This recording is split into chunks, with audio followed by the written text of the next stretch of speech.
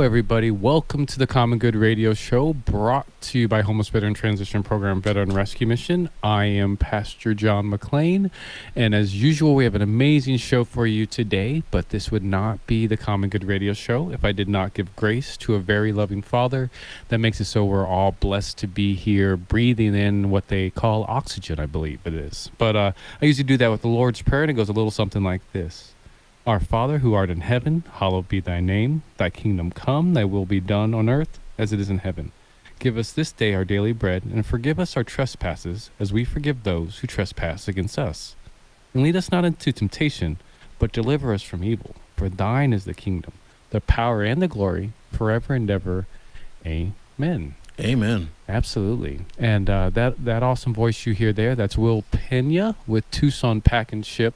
Before I have him completely unpacked, completely pun intended on that one, I want to talk about, a time I remember where we had a 72-year-old Marine with dementia. You guys probably heard me talk about him regularly, Rodney, who was in our program, found him in the park.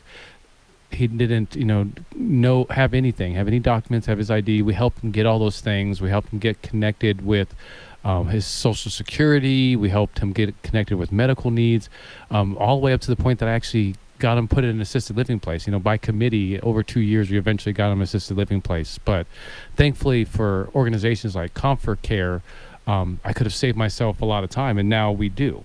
And I would say for you, if you want to maintain your independence, or for that of one of your loved ones, you can request an in-home care service evaluation from Comfort Care today. Renee and her staff, that's who I work with, they'll visit your home, they'll do a personalized home care consultation, and all you got to do is go to Com4Care, that's COMFOR care.com, and it's quick and easy. So that being said, I want to talk about another very caring person I know. And if you realistically, if you haven't had the opportunity of being in his proximity, whether met him at a networking meeting, or if you just go to Ajo and 12th and check out Tucson Pack and Ship, I highly recommend it, because really, Will, I've laughed with you as much as probably I've have anybody in the past 2 months, quite a bit. So we'll kind of get into us going to the Tucson Pack and Ship and doing some of that filming. But for those who've never heard of Tucson Pack and Ship before, I guess explain it to them. Sure. Pastor John, thank you for having me. Yeah. Really appreciate you, as always. So first of all, I just want to start out with, if you end up at 12th and Ajo, just take a drive a little further south to Irvington and 12th, and that's where I'll be located. Okay, perfect. So, nice. Yeah, right? Take a little jog. A little drive. There's some good restaurants along the way you can stop at if you wish. But yeah, so that's Irvington to 12th. Yeah, okay, Irvington to 12th, right there in the little Mexico that's restaurant. That's not my part plaza. of town, so yeah, you have to remind me. I hear you. I hear you. But so my business there, Tucson Pack and Ship, we are basically a locally owned. My wife, who you got the chance to meet there, my beautiful wife, I should say. Your amazing wife. We decided to open this next to a couple of our other existing businesses, and it's what it says: Pack and Ship. You bring in your packages, we'll pack them up for you. We'll ship them, kind of like these local other type of UPS places where you can take stuff as well. There's some locations I hear something like that in there, but yeah, you just bring your stuff down and we can get it packed. We can ship all over the world. We also have mailbox rentals there. We do shredding, we do faxing, we do all kinds of stuff in there. I mean, there's stuff in there that we do that I probably don't even know that we will do. If you need it done, you just come and talk to us. Yeah, the trolls do them when you guys are closed. You just don't even realize it. It's kind of like the movie Toys, except for with packing and shipping. Exactly. I get it. Makes perfect sense. But, so speaking of, you guys, we'll probably see a blooper reel eventually of me and kind of Will cutting up at his place. But we were there filming recently for the Common Good television show, and you gave us a tour of the place and kind of the different areas that you guys handle and the different parts and of the Tucson Pack and Ship. So I guess kind of give us a quick rundown of what that tour looked like and what those different parts are. Yeah, it was great having you guys there. The part that I remember the most is the final take two. This is our final take. Yeah, we this did is our 15 final take Oh, twos, wait a yeah. minute. Let's do another final one. Yeah. Oh, that was awesome. We had so much fun there. Yeah. We really appreciate you guys coming down. Basically, I just showed you our operation. Mm-hmm. How we greet the customers, where we greet them, where we do our packing. You asked about larger shipments as far as, you saw us receiving things from Amazon that obviously won't fit in our little mailboxes. I showed you our area where we keep those securely for our box holders. Yeah. You got to see the whole thing pretty much there. It's pretty, it's not a huge operation, but it's pretty concise, and we have, enough room there to work what we need to do. So. Yeah, I mean, I think that's one of the things I appreciated about it. It wasn't too much. It was exactly what you needed, no more, no less. Like as soon as you walk in the door, right to the right there, you have the little lock boxes for those who need their own personalized boxes, mailboxes, or it seems like kind of like your PO boxes of sorts. And then you have the front desk there as you walk in, and I'm guessing people are lucky to be greeted by you pretty often when they come in there. And then when you get past that little front desk, there's a wrapping area or a kind of a packing area there that I see. And then on the other side of that, there it seemed like a UPS, FedEx section of the area. Correct. And then you had a secure area for the Amazon packages there to the right. Right. Well, it's interesting because when I first started in this business, when we opened it up, we tried to order as many boxes, different sizes that we thought we would need. And of course, whenever somebody brings something in, it's never the size that we already have. So I do custom make a lot of boxes. Okay. So don't be afraid to bring, if you have an odd sized item that you're going to be bringing in, bring it on in. I can custom make boxes as well. Yeah, it's interesting you say that because I every single time I go to the post office or one of those other places that I've never heard of, that's exactly what I deal with. So I've never heard of that service being a thing, but that's pretty cool. And I guess just since we're in the general area, tell us about the other businesses that are kind of right next door to Tucson Pack and Ship. Sure. Yeah. Thank you for bringing that up. Yeah. So, we, along with Tucson Pack and Ship, my wife also owned 2 franchises. Okay. One is Estrella Insurance, where we kind of help out the community there. Those, we deal with what we call non-standard companies. Those are, the people that, have a little bit of driving history, we should say. Been there. And we can find people that think that they can't get insurance. They don't have a license. They need an SR22. They come from, Mexico. All they have is Mexican license. Well, we can get all those people insured. Okay. So, we try and help out people with, getting them legal to drive. Okay, and then we also have ATAX, which is basically a tax prep business where we do basically those W-2 type taxes, just basic stuff for now. We also offer bookkeeping and payroll services there as well. Nice. So right there, just in that one little area, just 1 mile south of Ajo and 12th, on Irvington and 12th. You got Tucson Pack and Ship, you got Estrella Insurance, you got ATAX, and you guys are right next to, I think, a Mexican restaurant? Little Mexico Restaurant. Little Mexico Restaurant. And what is, one more thing or something else you want people to know about what you guys do at Tucson Pack and Ship before we jump out of here? So the one thing that we just announced this week, Pastor John, is that we are now offering pickup service. So if you're sitting at your office at home, you have something to ship, but you just can't make it, everyone's so busy nowadays, they don't have time. Just give us a call. We'll make arrangements to go get it picked up, brought to our office. We'll pack it up and we'll ship it for you, and then we'll invoice you. That's awesome. That's awesome. Yeah. So pickup service. And for people who want to get a hold of you and connect with you guys, other than driving down 12th Avenue, just south of Ajo to Irvington, how can they do that? Easiest way is to look us up online at Tucson Pack and Ship. Okay. You can Google Tucson Pack and Ship, or you can go to www.packandshiptucson.com. Awesome. Well, thank you so much for joining us, Will. Thank you for having me. That's Will with Tucson Pack and Ship. Definitely go check them out. That's TucsonPackandShip.com, right? PackandShipTucson.com. PackandShipTucson.com. I said it wrong just so you guys would remember it right. PackandShipTucson.com. Definitely check them out. This is the Common Good Radio Show brought to you by Veteran Rescue Mission. I am Pastor John McClain. We always want to thank our sponsors for making this show possible.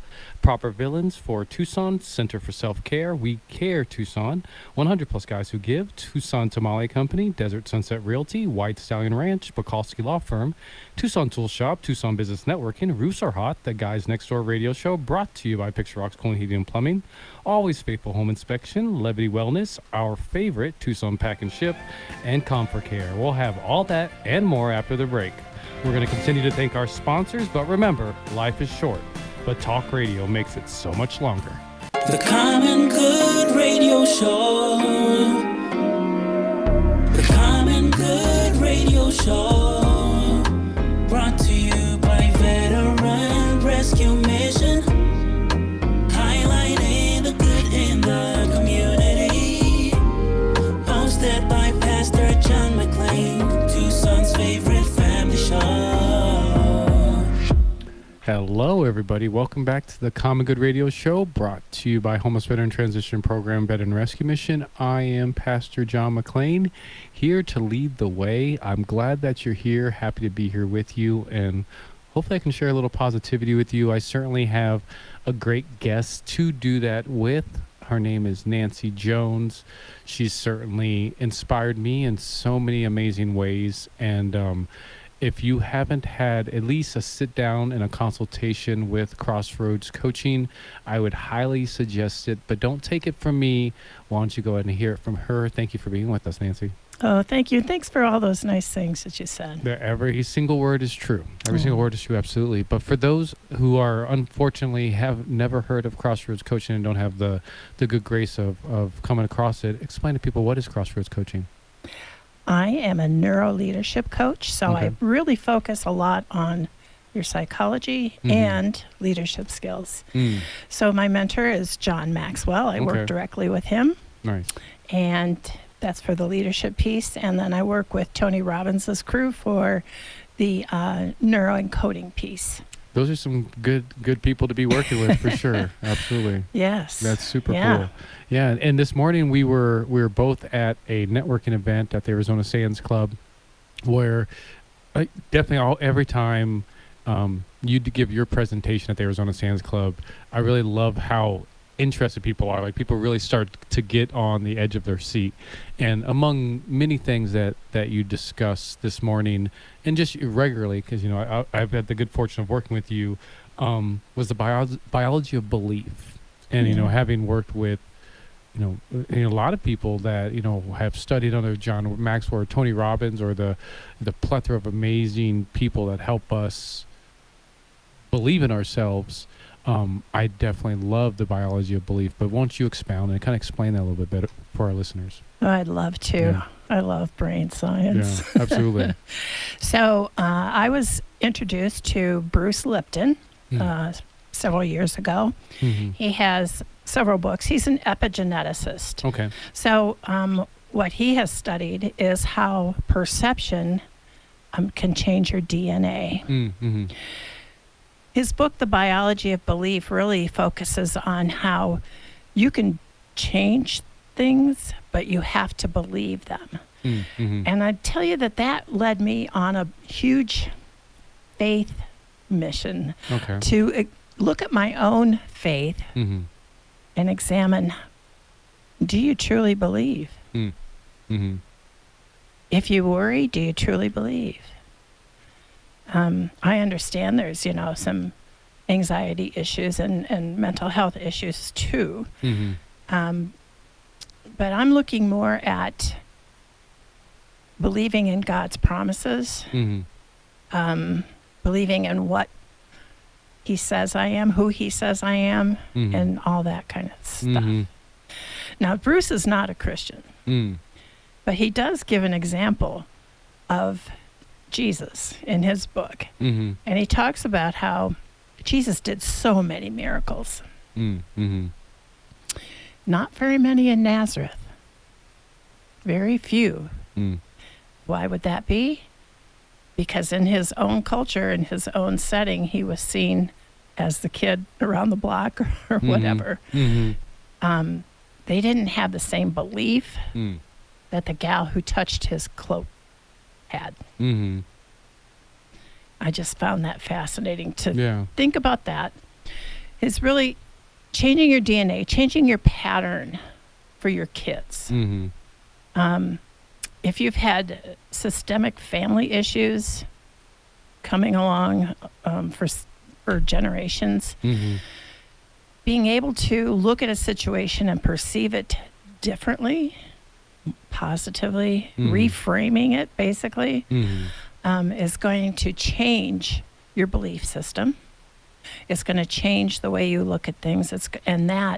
So that develops those neural pathways. That then, the more you practice and rehearse that, the thicker the myelin sheath is that goes around those to really cement those beliefs in to where it becomes a natural place that you default to. Interesting. That was definitely much deeper than I was thinking. I was thinking kind of just at that, kind of like, how are you going to get down the street if you don't believe you can walk and get down the street? But what you're systemizing or kind of galvanizing here is, it's not only believing that you can walk down the street, but that past mile and realizing, okay, just because you had those struggles, that past mile of walking, don't bring that with you on that next mile ahead. There you go. Change your future. Mm-hmm. Yeah, Wayne Dyer says, that when you change the way you look at things, the things you look at change. Mm-hmm. And that's exactly what this is. But the whole thing really stems on a true gut level belief in it, or soul level. Mm-hmm.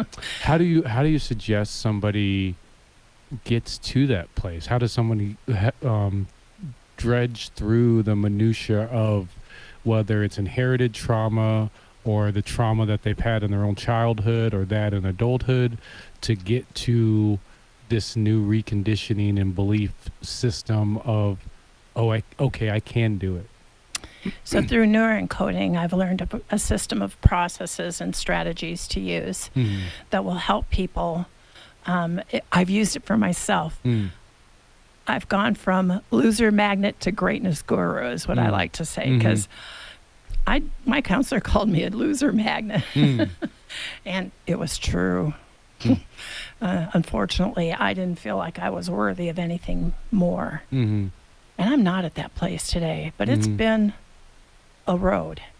What I like to do is teach people these strategies and these techniques so that they can go further faster. They don't have to do all the reading and all the studying and all the different techniques that I've gone through to do that. I can fast track to a happier life, and we call it wealth, happiness, health, and financial prosperity. Nice. So for John Q. Public, just sitting down with you for the first time. I actually know the answer to this question because I've thankfully have had you, sit down and coach me and get me situated on a lot of ideas that I was all over the place with. But for those who don't know, John Q. Public sitting down with you for the first time, what does that look like? What can they expect? And what are some of the things that you can say to quell their worries? Because I know a lot of people, whether it's with therapy, with coaching, with anything that really seems to better ourselves mentally and emotionally, we shy away from it. But what can you say to put that at ease and to let them know this is what you could expect and it's okay? Yeah. So the first thing I'm going to ask you is, what do you want? Because you need to define that first. I also look at purpose. Why are you here? And then I don't really quell worry. I help you do that. Unless it comes from you, it's not. You're not going to have that belief. Yeah, it has to come from you, and which is what coaching is. I'm a thinking partner. I'm a guide. Mm-hmm. I'm not a consultant who tells you what to do. Mm-hmm. I just ask the right questions to help you think into your situation, and possibly ask if I can make suggestions. Mm-hmm. Yeah, so I would ask some questions. Mm. We would practice a technique for the first time, just one technique, and see if that works and how that. I know it'll work. Yeah. I've done it. Yeah. Yeah. Well, another thing that kind of comes to mind outside of your own personal growth and experience through these methods, what are some of the other success stories that you've seen either through your own coaching or just kind of in your sphere around this methodology? Well, right now I'm working with a gal who was feeling intimidated by some of the men. She's an executive and living in a men's world and feeling intimidated and getting anxious and angry about some of the things, really having a perspective that they were not believing her or not trusting her or her judgment. She's turned that around, and she'll tell you right now, I don't even think like that anymore. And it was so pervasive before. It was every meeting that she had. And now it's just doesn't happen. So what a wonderful, wonderful life for her to not have that sitting in her. I also have some people who I'm working with right now. One of them is changing careers. So she's looking at a different career that she's not done before, was really having some battles with imposter syndrome. And what it really looked like was she hadn't changed her identity. She saw herself in her old position, but not in this new position. So it's a matter of creating a new identity. Who are you tomorrow? Who are you going forward? Not what you were before.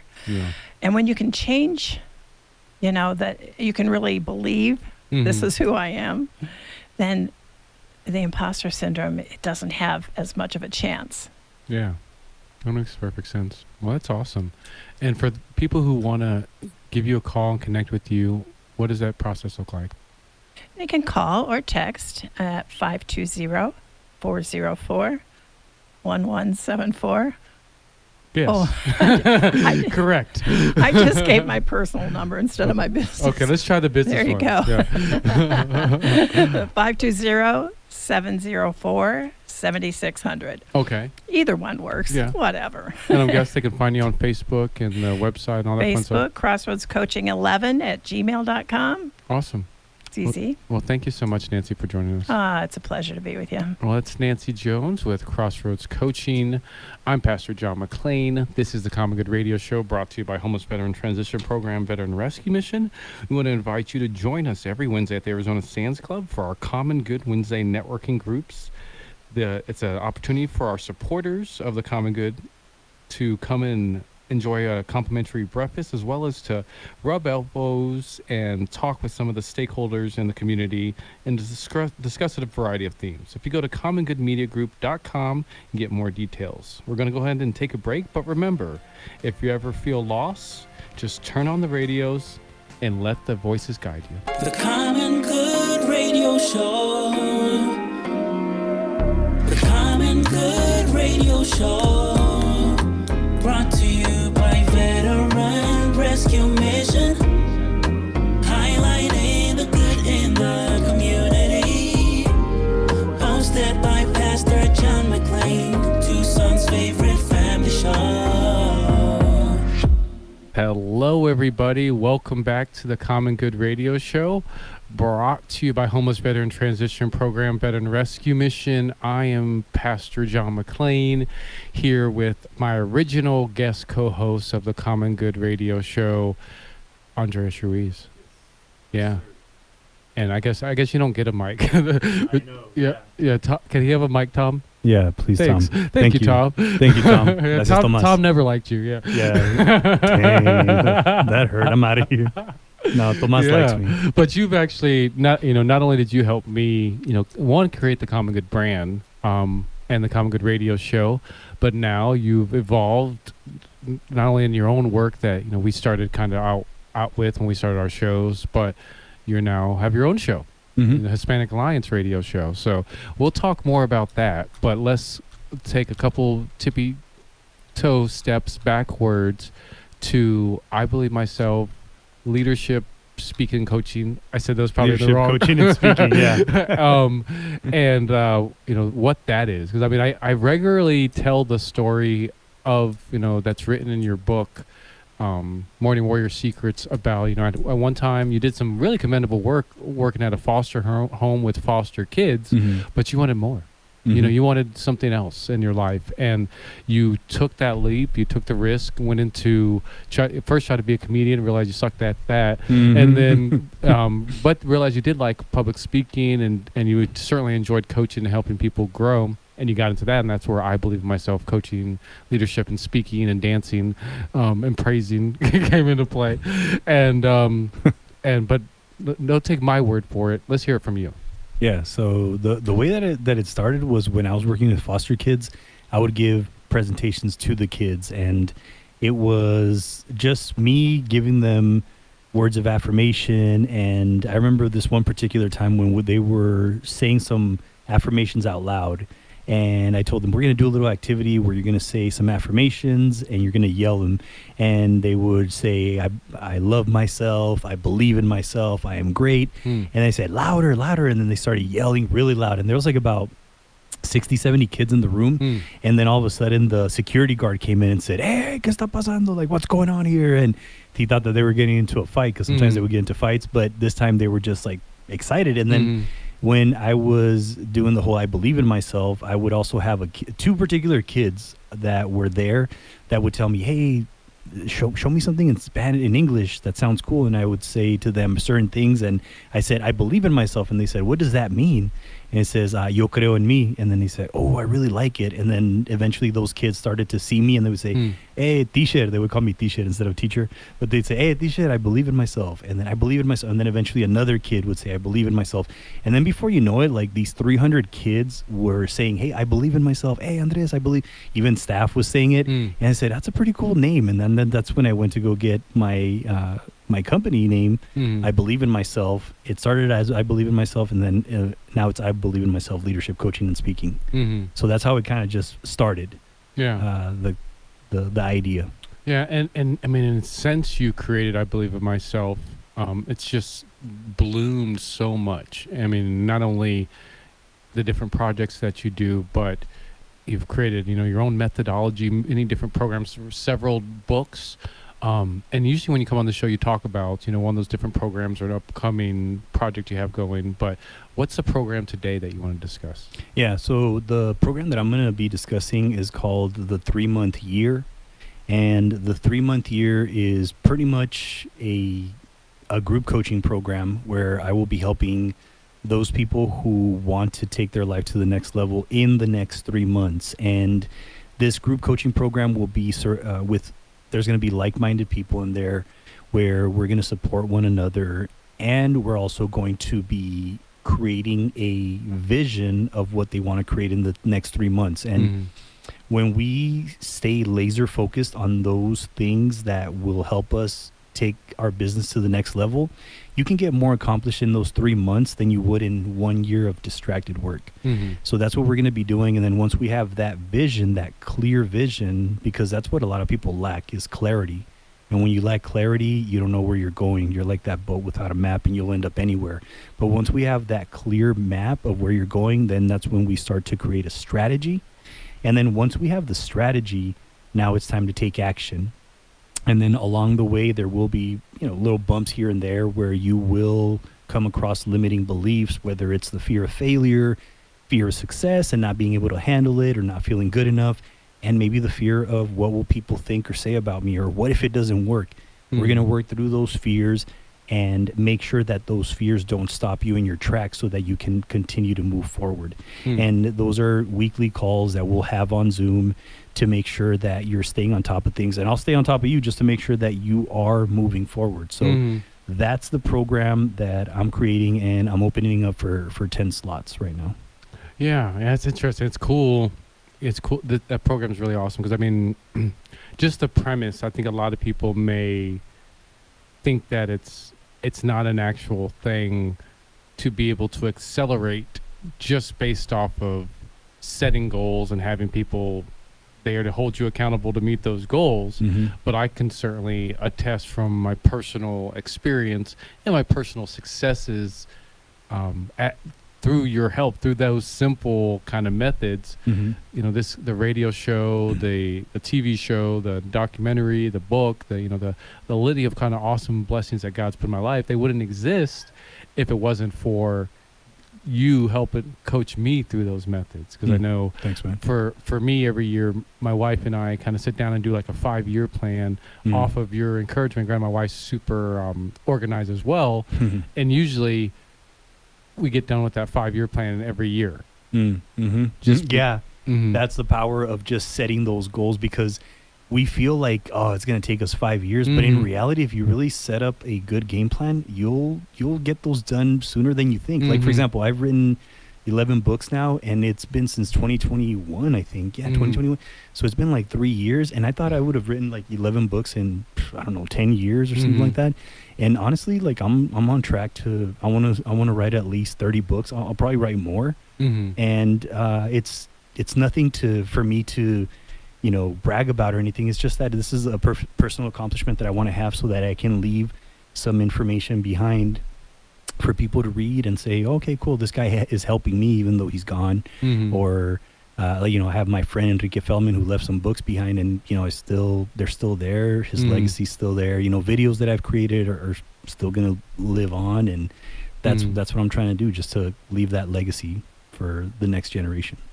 Yeah, and I mean, in the meantime, and I don't even know if kind of like I'm sure you realize in some capacity, but just you hear me saying it so many times, you're helping other people galvanize their legacies. Man, yeah, that's true. And you're really, and you're helping, like, even people like myself that I may have, not made it halfway to where I am now. We may not be, been able to help half the people that I've been able to help if you didn't teach me how to believe in myself.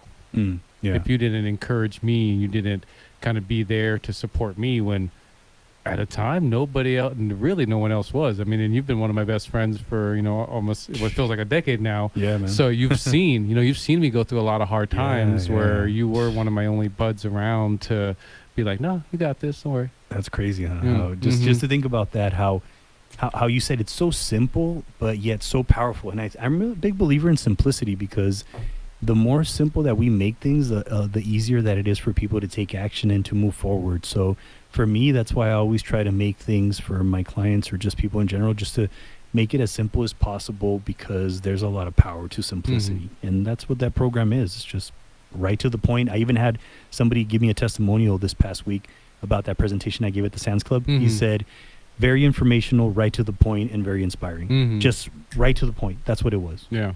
So. Yeah, it is. I mean, and I think that's what I love about your method in comparison to, and we have a lot of them in our sphere, other John Maxwell coaches, other people that's learn a similar methodology. Not saying you're a John Maxwell coach, but other people that are kind of like in that self-help world, that some of them are counselors, some of them are engineers, some of them are a lot of different things, but you're not any of those things. No. You're just a regular guy for the most part, and the way that you're kind of able to coach somebody and lead them and guide someone, whether they have a PhD or whether they have a high school diploma, it's believing. Yeah, thanks, man. I appreciate that. Yeah, absolutely. And so for people that want to plug in with I Believe in Myself, how can they do so? Yeah, they can check out my website at ibelieveinmyself.org, or you can send me an email at ibelievecal@gmail.com. Telephone number 520-392-9179. Or you can check me out on Instagram, Andres Ruiz Motivates, and Facebook, Andres Ruiz, LinkedIn, Andres Ruiz, And that's about it. Yeah. It's almost everywhere. We just need to get your TikTok and your Snapchat going. Oh, yeah. TikTok. Yeah, I actually do have a TikTok. I Okay. believe in myself for life, but I really Nice. don't use it too much. But we'll see. Yeah, we'll Just get there. have some content there. All right. Well, thanks for coming in, brother. Yeah, thanks, man. I appreciate you. This is the Common Good Radio Show brought to you by Veteran Rescue Mission. I'm Pastor John McClain. That's Andreas Ruiz with I Believe in Myself. Definitely check them out. We also want to invite you to join us every Wednesday at Arizona Sands Club and thank our sponsors, Proper Villains for Tucson Center for Self-Care, We Care Tucson, 100 Skies to Give, Tucson Tamale, Desert Sunset Realty, Wystallion Ranch Bukowski Law Firm, Tucson Tool Shop, Tucson Business Network, Roofs Are Hot, The Guys Next Door, and we'll be right back. The Common Good Radio Show. The Common Good Radio Show. Brought to you by Veteran Rescue Mission. Highlighting the good in the community. Hosted by Pastor John McClain, Tucson's favorite family show. Welcome back to the Common Good Radio Show brought to you by Veteran Rescue Mission. We're highlighting the good in the community. I am Pastor John McClain, here to be the usher of that highlighting.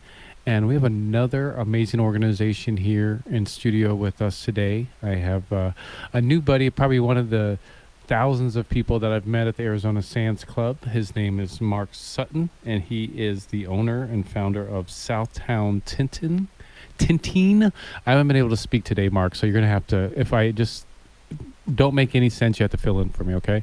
No worries. Yeah, you got it.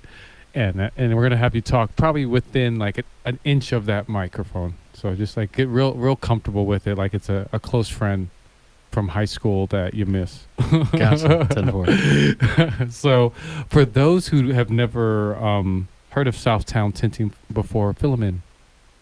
Yeah, we offer window tint, paint protection films, and vinyl. Okay. And then where are you guys located at? Well, you know, the origin and all the other fun stuff.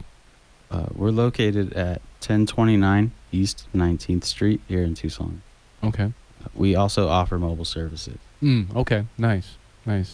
And just, I mean, I guess to kind of, with every, I'm a little bit of a superhero geek, and they say with every villain, they have a villain story, and I want to think with every superhero, they have a superhero story. So what would be your superhero story, and what made you get into protection and surface solutions, and particularly what made you start Southtown Tinting? Well, that's a bit of a long story. I got time. I have 9 minutes and 15 seconds. All right. Well, I started as a detailer, actually, detailing cars. Okay. And after a few years of doing that, I branched into window tinting. And after 10 years of that, I kind of branched into paint protection films and vinyl. Mm-hmm. Paint protection films, I can't rave enough about. I think that's a great investment especially for new car owners. Mm-hmm. There's no better way to protect your paint. From rock chips. Tell me more about that, because it seems, whether it's my Facebook feed or just randomly, I'm seeing these videos about paint protection film, which in my world is like you might as well invented it yesterday, because I really I don't understand it. It seems like, why haven't we had this the past gazillion years? What's going on with this? Fill me in a little bit better about it. Well, I think this technology that's used by military, it's definitely military grade. It's used oftentimes to coat helicopter blades, propeller blades, and things of that nature. It's meant to be protective against rock chips and door dings and things like that. But it also helps protect against UV damage of the sun. Okay. So that's really where the hugest benefit is, because you can protect your paint without, application of ceramic coatings or waxes and things of that nature. So it makes it very valuable, especially, if you think about buying a phone, this is probably the best analogy. You have to get a case and a screen protector, right? If you buy a brand new vehicle, ceramic coating is a very good medium grade protectant for that. Now, paint protection film is a high grade, right? You get all the benefits of covering your vehicle's paint, protecting that surface. So that's something that's huge. So, and even the ceramic coating, that seems like that language seems so new to me. I mean, and even foreign. Like up until how long ago were people just waxing, or what were they doing to protect their paint to keep it fresh? And then when did ceramic come into play? And then when did the protection film come into play? I don't have a definitive answer, but what I can say is roughly 2012 is when I began installing paint protection film, and that's really when I became aware of it. It's something that, you know, oftentimes there's certifications involved and things like that, which I'm searching for, but my current film company doesn't offer that, and I don't plan on changing companies. Yeah.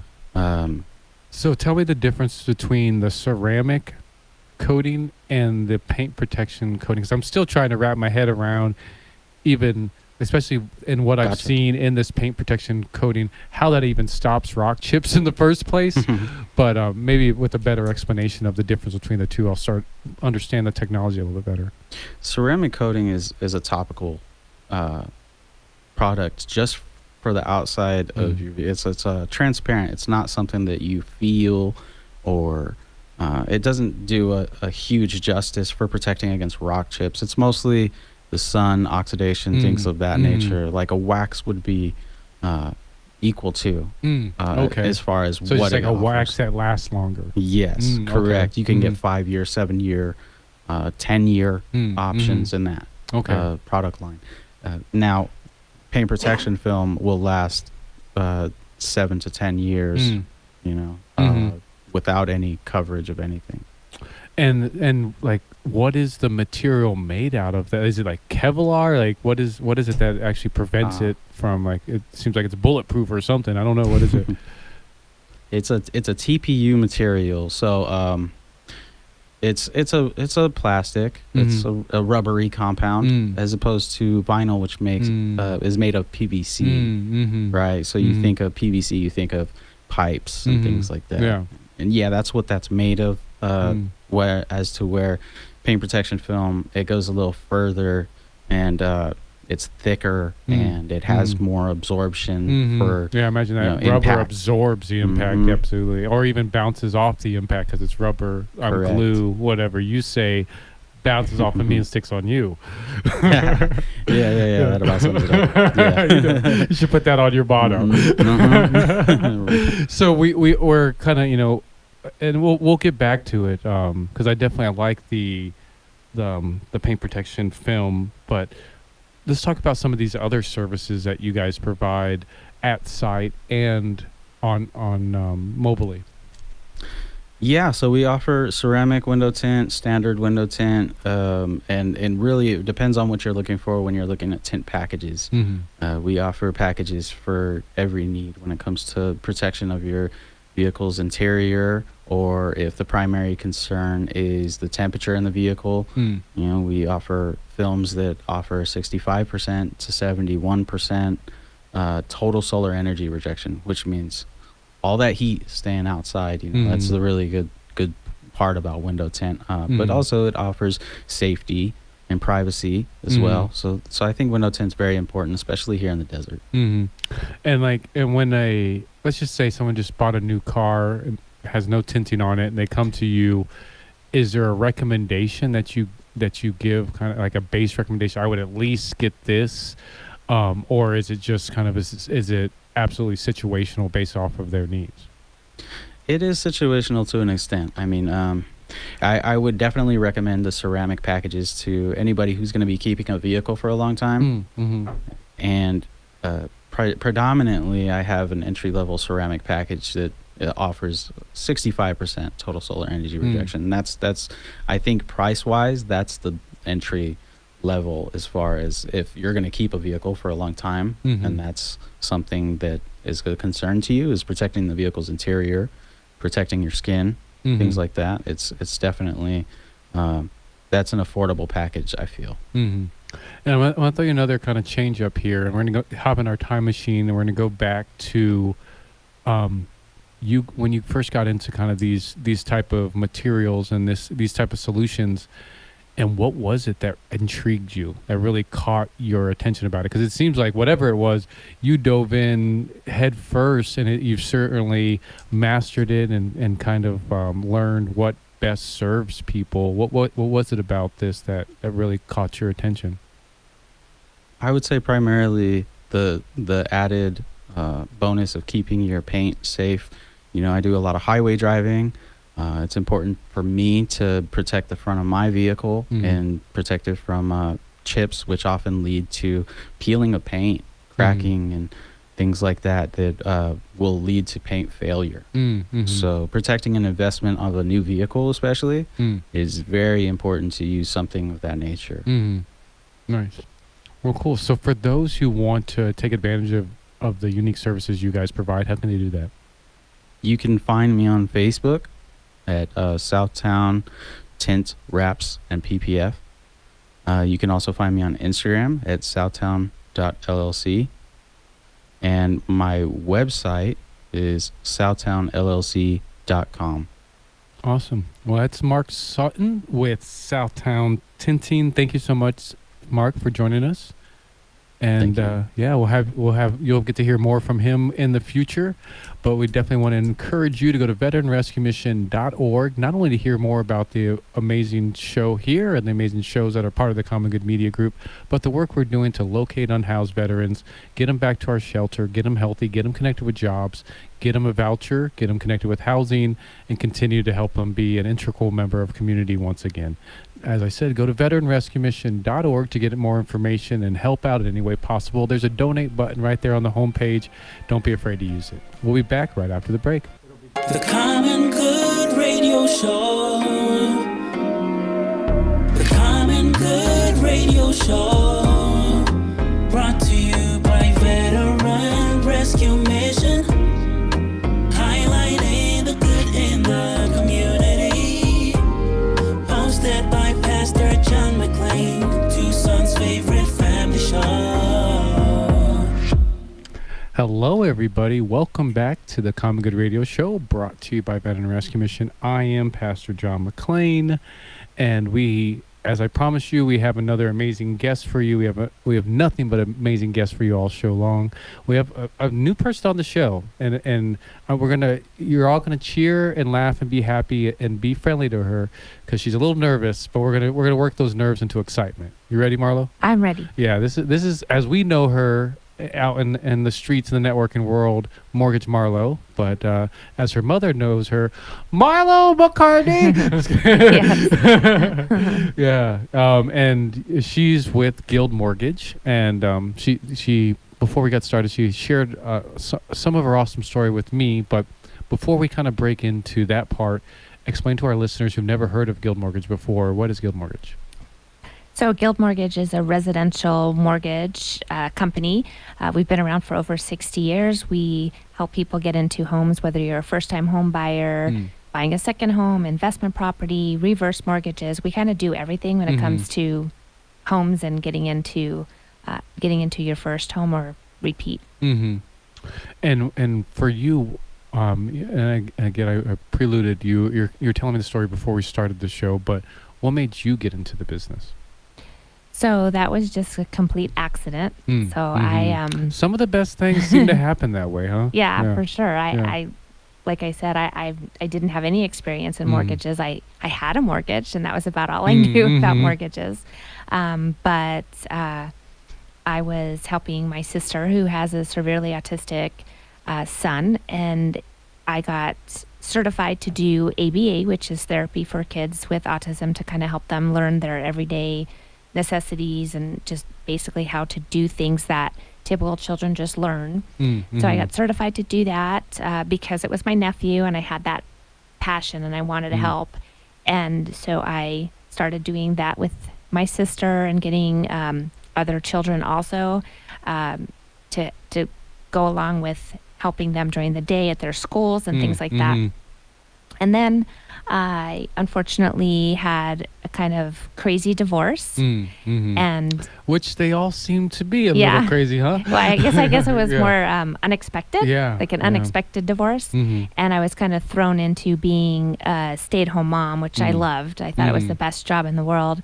to now very quickly needing something to do because my husband left and at the same time quit his job. So I was not able to afford the home that we lived in. So I had to make some changes. I had to pivot and figure out, like, what am I going to do with my life? Since I was already helping my sister with her child, I just became a full-time ABA therapist and a respite provider for kids of all ages with autism. Okay.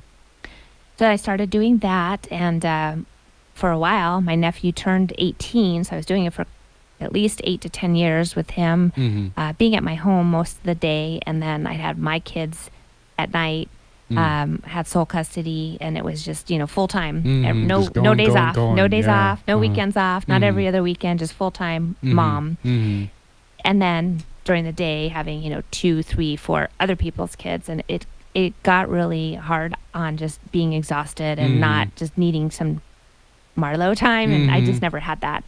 And my nephew aged out of the system and was able to move into a ranch that my sister helped open in Hereford, Arizona, for adults living with autism that couldn't live on their own, but wanted to have some kind of independence.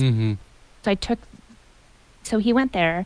Then I had to work with more kids. I had to take up more kids. And one day, one of my mom's best friend's daughter called me and said, "How would you like to come work for Guild Mortgage as their marketing person?" I was like, "Well, I have a degree in marketing from the U of A here." Is that why she thought to ask you? Yeah, 100%. Okay. She knew I didn't know anything about mortgages, but she knew I had a marketing degree, and she knew that I was good at talking to people and being out there.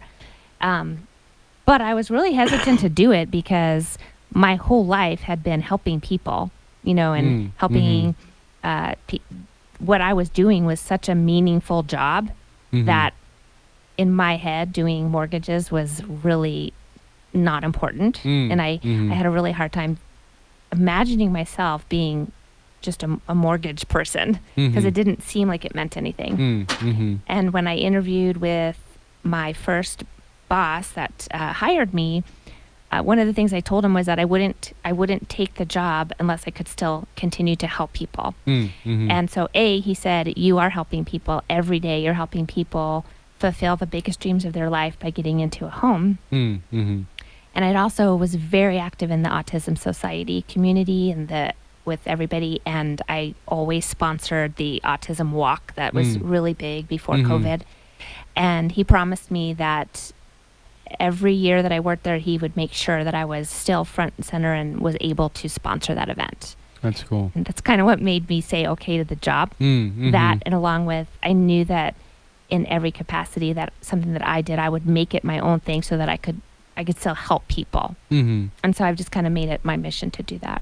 That's awesome. And what would you say are some of your other passions that you have that also align with this job? So when I first became single and I needed help I needed financial help. I needed just support, right? I just was thrown into it so fast. So because of that, and because I had so many people step up and help me, I really feel like that's what I'm here to do, is to help other people in that same situation, whether it's being a single mom and wanting to buy a house, or being from a family that has kids with special needs. Like, I feel like so much of the knowledge that I've gained along the way can help me help other people. And so my passion really is to find people that are really scared, don't think they can do it on their own, and show them that you can, because I did. And if it's something they never even thought about that they could do, just to kind of take that scary jump, because I was petrified. I mean, mortgages, my job's commission. Like I either made it or I didn't.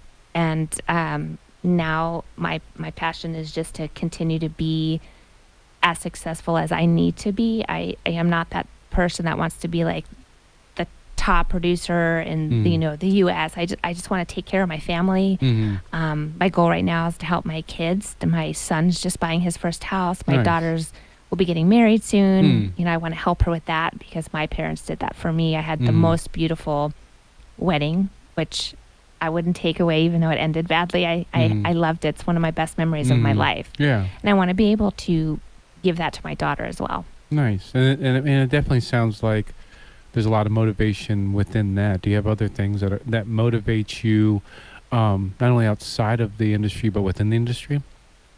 Within the industry, yeah, I definitely, like I said, I just like to help people achieve their goal, whether it's their first time home or they want to start a career in investing in properties. You know, there's two aspects of mortgages, whether it's just getting your family into a home, upgrading to a bigger home if that's what you want to do. You know, some people like their little homey house, and other people have a dream of just moving up and up. And then there's the people that want to start investments and do it as a business. So I'm really very work oriented. I'm sure you can tell. But I mean, I also just enjoy it at this point. Like I didn't think I'd be something I could like get into and enjoy, but it's over the years, it's just grown on me that this is what I'm supposed to be doing. Yeah. And, you know, whether it's real estate agents or even mortgage lenders, mortgage brokers, it's a very saturated market. Very. So what makes you unique, and why should people reach out to you in comparison to other organizations? And I know the answer because I know you, and your personality is contagious. I definitely want to spend as much time with you, sit down and have lunch just to absorb your energy. But outside of that, what are reasons people should call you? So I think the number one reason people should call me is because since I am used to working with children, not to say that the adults that I work with are all like children, but we are, yeah. When you're doing a mortgage, usually if it's your first time, you're really scared. You have no idea where to start. And that's my favorite type of client is the first-time home buyers that are truly scared. And they don't want to tell a lender that they want to buy a house because they think that as soon as they say that, they're going to throw them down, you know, do the paperwork, get them into a house. And I like to start with people that are thinking about buying a house. Like, I'm not going to force them into getting a realtor tomorrow and go shopping. Like, I'm going to talk to them, educate them, and let them know, like, where to start. So if maybe they want to start looking for a house in a year or 2 or 5, you know, I want to be that trusted partner for them so that they can call me for any of their questions and not have to worry that I'm going to push them too much. And how can people get a hold of you? Calling me on my cell phone. I work truly off my cell phone only. My number is 520-241-4647. Well, thank you for joining us, Mortgage Thank Marlowe. you so much. Yeah, this is the Common Good Radio Show brought to you by Veteran Rescue Mission. I'm Pastor John McClain. We'll be right back after the break. The Common Good Radio Show. The Common Good Radio Show. Brought to you by Veteran Rescue Mission. Highlighting the good in the community. Hosted by Pastor John McClain, Tucson's favorite family show. Hello, everybody. Welcome back to the Common Good Radio Show, brought to you by Homeless Veteran Transition Program, Veteran Rescue Mission. We say it's brought to you by Veteran Rescue Mission because it was actually Veteran Rescue Mission that initially funded the origin of this, so that way that this could continue to fund the operations of locating and connecting homeless veterans with housing. So thank you, Veteran Rescue Mission. We appreciate you. And we have back with us Mortgage Marlowe. You thought that was all you got, but you get more of her, this charismatic lady that we have in studio with us. And she's given me a fun fact during the break, and I know you all out there love fun facts, about single mothers. Tell us about that. Yeah, so a statistic came out recently that the demographic that is mostly buying houses right now are single moms. Okay. And that was really an eye-opener for me because I was definitely a 100% single mom. And when I lost my house and in the divorce, and it was really important for me to have a house for my kids. And so because I think with everybody, when something happens to you, that becomes your passion to help other people, whether it's an illness that you get and then you want to help people with that illness, you know, what your situation, you're helping the same type of people. I think that's what happened with me, is that I just know how hard it was for me to pick up the pieces. And so that is the exact people that I want to help. Interesting. That's, I mean, you're absolutely right in regards to kind of like taking your own testimony and making you know, a superpower out of it. For sure, there's so much power to that, for lack of better words. I'm running out of good words today. But yeah, you know, with my experience, I lived on the streets. I was homeless. I'm a homeless vet. We're, you know, recovering from that and getting the help that I needed from that. And then through getting that help, I learned what is that process, and getting good and getting to this point now where I've been able to create an organization that can help other people in that similar situation get from A to Z. So it seems like in a lot of ways you're able to do that. And funny enough, I'll plant this seed in your head. I would think of, if I were in your shoes, some type of program, or maybe even aligning with a nonprofit to continue to strengthen and empower and help single moms in that situation. But let's circle back around to what you're saying in regards to single moms are the number one home buyers at this time. What would you account that to? Unfortunately, it's probably due to the high percentages of divorces. That, you know, there just happens to be a lot of single moms that can't afford the family home, which is exactly what happened to me. I had the option, obviously, to take over the family home, but I was a single mom with I was a stay-at-home mom, sorry. I was a stay-at-home mom with not a lot of income, and I couldn't afford to keep the house that I was living in. So I had no choice but to get another home. And it's very difficult to buy a house when you're in the middle of a divorce. And you just find yourself in this situation of, you're just in limbo, and you don't know what to do. And luckily I had friends and family here that could help me out in that transition. But there are a lot of people that don't. And for me, it's just talking to these women that I had the pain that they are feeling, and I literally feel it with them. And I just resonate so much with that person that I just want to help them out. And I become friends with these women, and we still talk. And it's interesting. I mean, for a woman that's in that situation that feels like she's in limbo, what can you do, or what can you say? What can they do to get into a home? What is that eligibility process? What are the requirements to actually qualify? Yeah, so a lot of people think that it's still a big myth that you need 20% down to get into a home. We do loans as small as 3% down, and there's a loan right now where it's an FHA loan, which is a 0 down FHA loan. So if they don't have another FHA home already, so if they've, the husband's got the house, or they lost the house, or whatever the case may be, we can even help with 0 down, and I can help build the credit again. I mean, I had a foreclosure in my house. My husband said he was going to take over the payments, and then he never did. So I had a foreclosure, and I never thought I was going to ever buy another house because my credit was so horrible from the foreclosure. But I'm here to tell these women that you can build it up. And I love helping people do that. That's awesome. Yeah. And I mean, even outside that, it seems like you just kind of have a heart for helping people that are in a rough situation and helping them get out of that rough situation. And again, you're making mention to the family opportunity loan. And that seems like, outside of just, getting investment properties, which is definitely something I'm very interested in the work that we do. So that way, whether we do halfway houses or we do other type of work like that, that'd be something nice. But you were saying with this family opportunity loan, it actually helps families in other type of situations. So with the family opportunity loan, it's for 3 different types of families, but I just want to focus on 2 of them right now.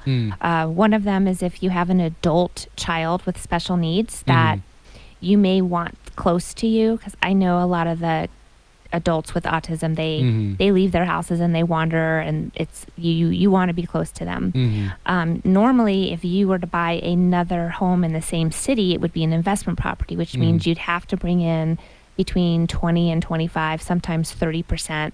On an investment property, plus you're paying a lot more in costs. The interest rate is higher. Mhm. This loan, you wouldn't be buying it as an investment property, even though you still have another house in the same town. Mhm. You would be buying it as a primary for your adult, even though he doesn't have any money. And the adult child doesn't have to be on the loan, so it doesn't mess with any of the benefits that the adult gets, because a lot of people can't show like any income or the state funding. That can't go away because they need that help. So this loan allows this house to be purchased with the parents for the child, but not as an investment. And it can be as little as 5% down. Nice. And that same loan also applies for children, adult children who want to buy houses for their elderly parents. So if you've got, your parents are living in Florida and you want them closer to you, but they're retired now, so they don't have income. They own a home already and they don't have income. That can also be flipped, and you could be able to buy one for your elderly parent to bring them closer to you. Interesting. So, elderly parent, adult child with special needs.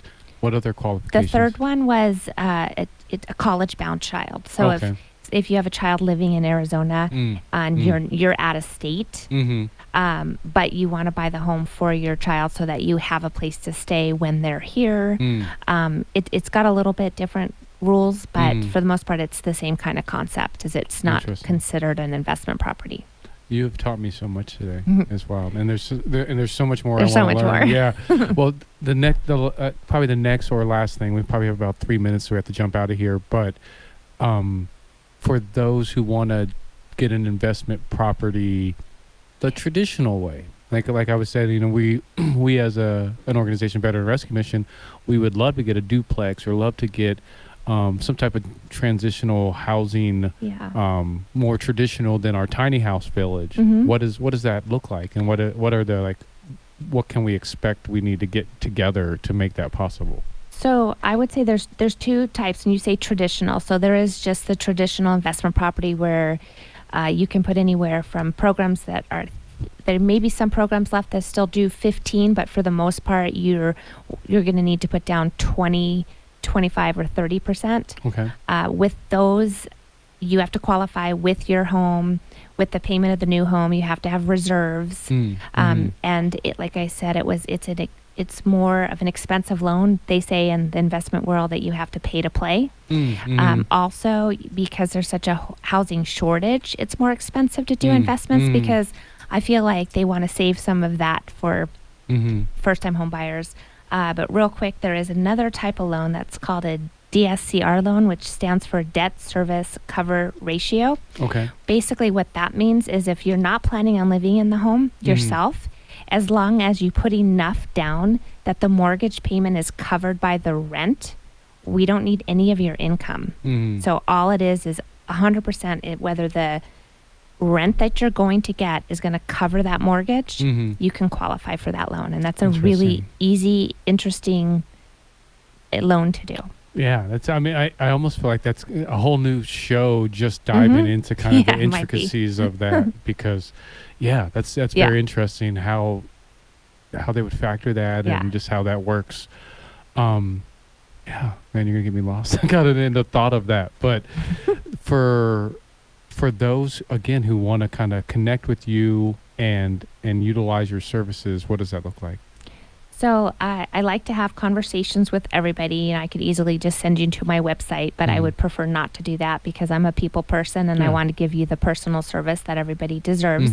So the best way to be either to just call me on my phone, which is 520-241-4647, or you could also text me and tell me when a good time would be for me to call you.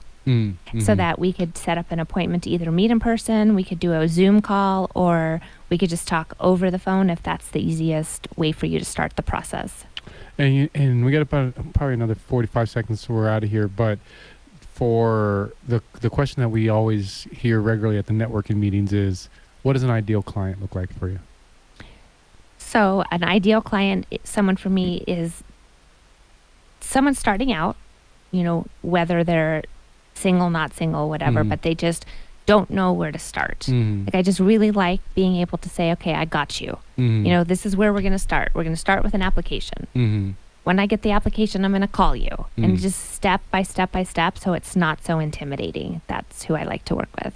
Yeah. So first time home buyers, that's your sweet spot. Nice. For sure. Well, awesome. Well, thank you so much, Marlo, for joining us. Yeah, you're welcome. Thank you for having me so much. This was great. It was fun. I have to do it more often. Yeah, for sure. Yeah, that's Mortgage Marlo with Guild Mortgage. Definitely check them out. What's the website again? My website it's guildmortgage.com/Marlo McCartney. But if you really want my website, just Google Marlo McCartney Guild Mortgage, and it'll bring it up. I'm guessing you're on Facebook and all the other fun stuff too, huh? Yes. Absolutely. Well, yeah, I strongly suggest you reach out to her, at least take her to lunch. She's a fun lady to hang out with, and yeah, absolutely. I highly recommend the work that they do. It's the Common Good Radio Show, brought to you by Veteran Rescue Mission. I am Pastor John McLean. You guys hang in right there. We got another hour of Common Good product and something, words, I don't know. We'll be back after the break. The Common Good Radio Show.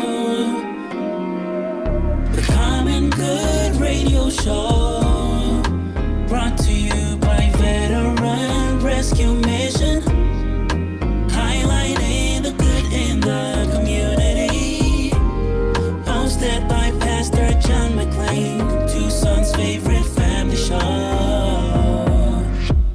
Hello, welcome back to the Common Good Block. This is the Tucson Church Radio version of that Common Good Block. I am Pastor John McLean of the Common Good Block and the Tucson Church Radio, here with my good buddy Martin Walls once again as my co-pilot. Thank you for always being here to help me fly this plane, bud. Oh, it's a blessing being here. Thank you for having me. Yeah, it is. We're a blessed team out there in the world trying to spread the good. Amen. And speaking of that, you brought in a good buddy for us to speak with today, doing some good work, and definitely just in the little time I've got to speak with him so far, a super inspiring story. Yes. So I look forward to hearing more about that. But and no surprise, one of the many people that we met at the Arizona Sands Club, like probably 90% of the people that we have on this show. But thank you for joining us, Caden, on the show, brother. Yeah, of course. Thanks for having me. I really appreciate it. Yeah, and you are with Brightview Windows. That's brightviewwindowsllc.com. For our listeners that have never heard of Brightview Windows before, fill them in. Yeah, so Brightview Windows is a professional window washing company and solar panel cleaning too. So we service all of Tucson area and some areas in Flagstaff and Phoenix, Arizona. Okay, nice. And I want to think you get this a lot. Maybe not so much with the windows, but definitely with the solar panels. One, I granted we just got the solar panels installed, so I haven't had the issue come up yet. But like, why would I need someone to clean my solar panels? Like, the rain's gonna do that. Like, they'll get clean. Like, they're good. They're fine. They're solar panels. I'm sure you get that a lot. But fill me in. Better explain to me, because I know eventually I'm going to need to utilize your services, so you can explain it to me now before I need them. Right, yeah, absolutely. I'm glad that you asked. And so that's kind of a lot of what people think is, the rain is going to clean my solar panels, so why would I ever need them professionally cleaned? And that's kind of a myth that a lot of people believe. And what the biggest thing that we can tell them is, a good analogy is when you're cleaning your car, right? This happens to me. Every time I clean my car, it rains for some reason. And when it rains, of course, your car gets dirty, and that's the same concept with solar panels. So when your solar panels are dirty, we're actually losing a lot of efficiency and a lot of able for your solar panels to work like they should. And so getting them clean actually boosts efficiency. We've even have clients tell us that they have seen a 60% efficiency in their solar panels working, which saves them money.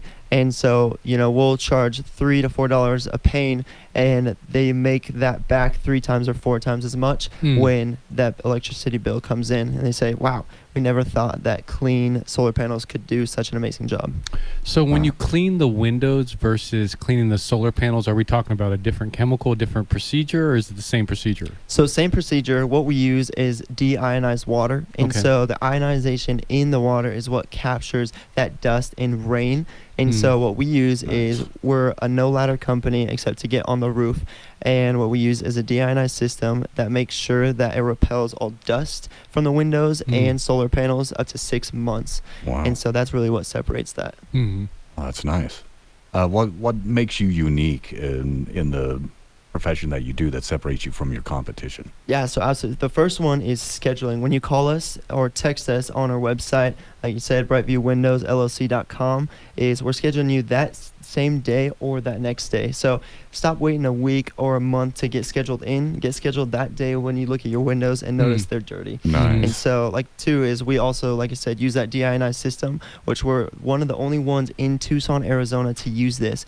And so instead of paying 3 times or 4 times a year for your windows to get cleaned, give us a call. You'll get your windows cleaned twice a year, save money on that, and make sure your windows look great for the rest of the year. Nice. Interesting. And still this idea of cleaning the solar panels are so foreign to me. So excuse me with these questions that I ask if I sound like a child. But what made you, how did you know to clean solar panels? I mean, window cleaning, that seems like that's been going on all the years. I'm seeing the WB cartoons before, so I know the guy with the out the window and all the jokes that go along with that.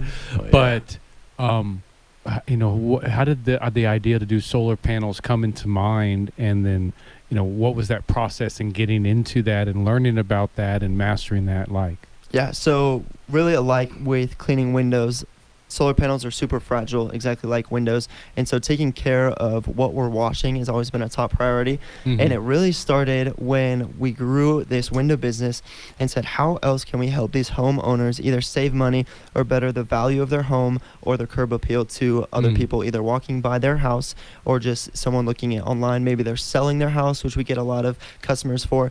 But the solar panels really came to fruition when we said, we have solar panels for our business, and when we started cleaning them, we started noticing a difference in our electricity bill go down and down and down, and what we would have charged is way less compared to what people save on their electricity bill. So that's how that came to. Nice. Yeah, it's awesome. And I saw with you guys, which was super impressive, you guys have a 5-star rating. How have you guys been able to maintain that? Yeah, so that's something that we hold true to is our 5-star guarantee.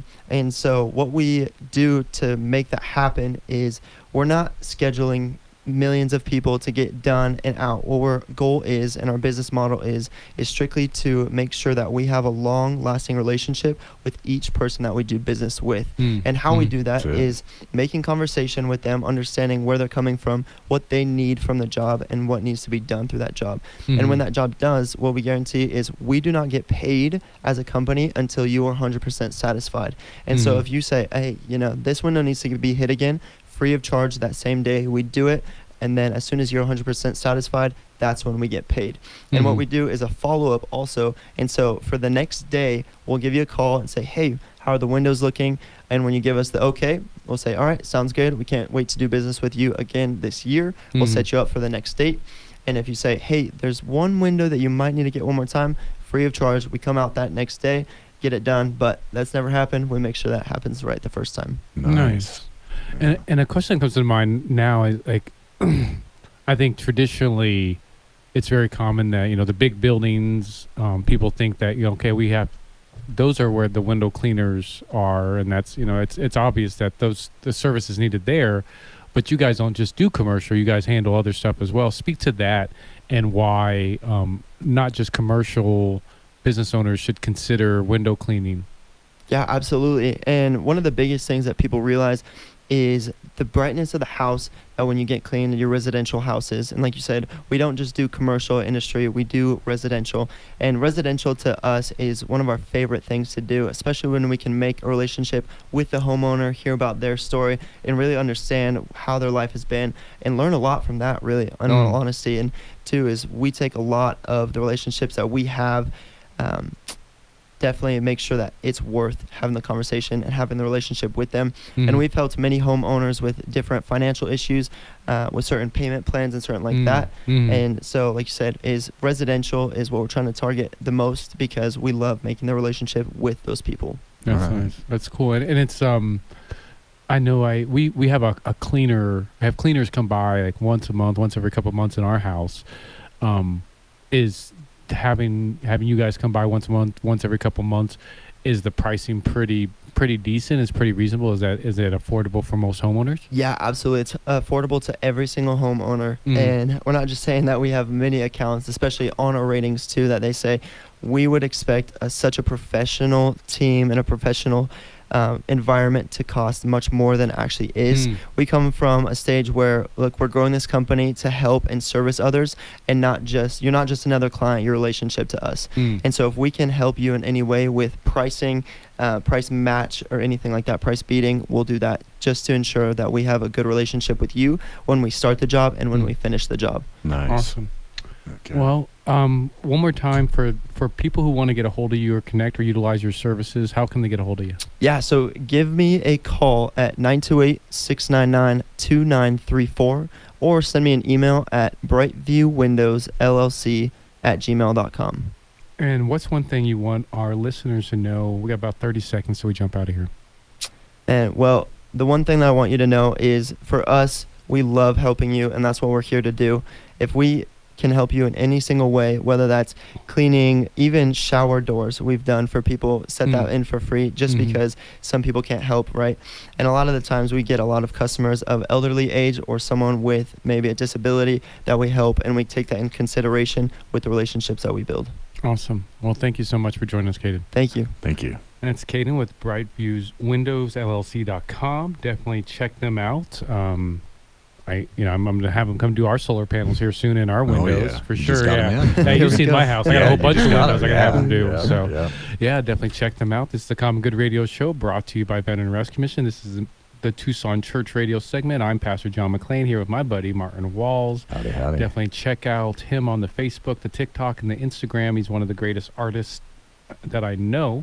But this would not be the Common Good Radio Show if we did not thank our sponsors, Proper Villains for Tucson, Center for Self-Care, We Care Tucson, 100-plus Guys Who Give, Tucson Tamale Company, Desert Sunset Realty, White Stallion Ranch, Bukowski Law Firm, Tucson Tool Shop, Tucson Business Networking, Roofs Are Hot, The Guys Next Door, brought to you by Picture Rock Squinting and Plumbing, Always Faithful Home Inspection, Levity Wellness Center, Tucson Pack and Ship, and Comfort Care.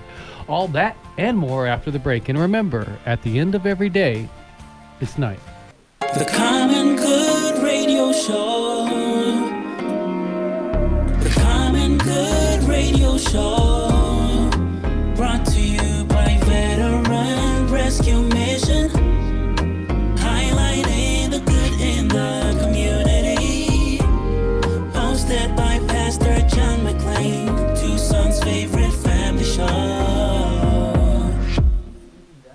Hello, everybody. Welcome to the Common Good Radio Show, Common Good Block, brought to you by Veteran Rescue Mission. I am Pastor John McClain, here with my buddy Martin Walls, Howdy. Artist extraordinaire. If you haven't been lucky enough to see his work, I strongly suggest that you go on to the Facebooks and just your name, right? Martin Walls? Yeah, Martin Walls. Yeah, Walls with an S, even though my best friend, I've already told you this before, through high school, his name was Corey Wall without the S. So, every time I say your name, I have to, consciously throw the S on there. We're plural. Plural, yeah. You're a plural Walls. You're not the singular Wall. Yeah, for sure. But, check out his stuff. He does some amazing stuff, and I'm blessed to have you on our production team and with me as a co-pilot on this show. It's a blessing to be here. Thank you, and thank you for your kind words. Absolutely, brother. And I have another amazing friend and guest on the show, a guy that I really look up to. And every time I come on the show, he always asks like I make him blush, but he knows everything that I say is absolutely true. He's certainly, you probably, if you're out in the community networking and active, you've probably met him in some capacity. Certainly, if you have met him, you know him because it's hard to even bump into this gentleman and him not make an impression on you, just because he's just so charismatic and just his personality is just, it draws you in. And just having spent a lot of time with him and got to have personal conversations with him, I know that he's lived an amazing life, done a lot of amazing things, and surrounded by a lot of amazing people. And a lot of his good friends are my good friends. So I think that's a testament to both of our characters and in the character of the people that we keep around us. So all that being said, I have here in studio with us JD Delgado with Roofs Are Hot, but don't take my word for it. Hear it from him. Hey, thank you so very much for that introduction. And man, I just had the pleasure of talking to Mr. Walls over here earlier, and I can't believe how many languages this guy speaks.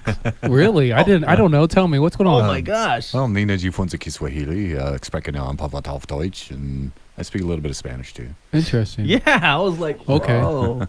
I didn't know. Yeah, it's brand new to me. But yeah, I guess that's the cool thing about friends is like they have like little layers that come undone every now and again. What's a little secret that we don't know about you? Oh gosh, a good one. No, not one of the bad ones. We don't need to know about that time in '87 when you went to prison. No, that was actually 1980s. No, but actually it was funny. I just saw one of the other gentlemen in here. I grew up with him, Rigo. Okay. I just saw him, and we know, like, we grew up together, so we know a lot of the same people. But this is actually a crazy thing that happened. You met my brother today. He was at the networking event. My brother was he was working in Mexico City. This was back in like 95. And I was studying Mexican American Studies over at the U of A. So I decided to take a tour over there and go see all like the sites and historic sites and everything. So I went there for a week, and he was working up, so I got to stay there with him. But we got kidnapped when we were up there. Oh, wow. No way. Yeah, Wow. my brother and I, we got taxi cab kidnapped with a knife and gun. And so we had we fought our way out of it, and we got shanked with a screwdriver and guns and all. It was all kinds of, but it was funny because Rico was just talking about that. Yeah, he was like, "Oh yeah, I remember that story way back in the 90s." One of the many stories that comes out in talking to you, JD. Man, that you have to tell me more about this story later. It was nuts. Yeah, it was crazy. That's wild. But by the grace of God, though, by the grace of God, we were able to step out of there, and Amen. we didn't get hurt seriously or anything like that. So I that's a testament to God right there. Yeah, and it's stories like that I hear all the time. Whether it's like, I mean, not necessarily that exactly, but just the traumas, the big T traumas, as my wife say, that whether we have in our childhood or adulthood, that like we all have. That's why, as much as like I'm proud of my time spent in combat, we all have that stuff like that sounds like you've incurred as much trauma and as much baggage with that as I did when I was getting shot at or having to shoot at people or seeing bombs blow up when I was in Iraq. So it's certainly where I regularly, when people thank me for my service, I like to thank them back, because we all kind of play our part in society. We all have to deal with things. We all need that support. So that's interesting. I can't wait to hear that story. Yeah, right? It is interesting though how that kind of plays a part in our life, because actually to this day, but I don't like people like walking behind me if you're too close behind me or being in certain places. I want to have my back up against the wall where I can see what's going on. Situational awareness. Oh yeah. So I'm really aware. But hey, but we wanted to talk about something more. Let's talk about bright spots. Let's talk about pickleball. Yeah, for sure. Particularly, and we've talked about this regularly. I play basketball every weekend. And I feel like I'm right on the brink of not being able to play basketball, and I feel like pickleball. I'm gonna be a pickleball enthusiast even more than you are real soon.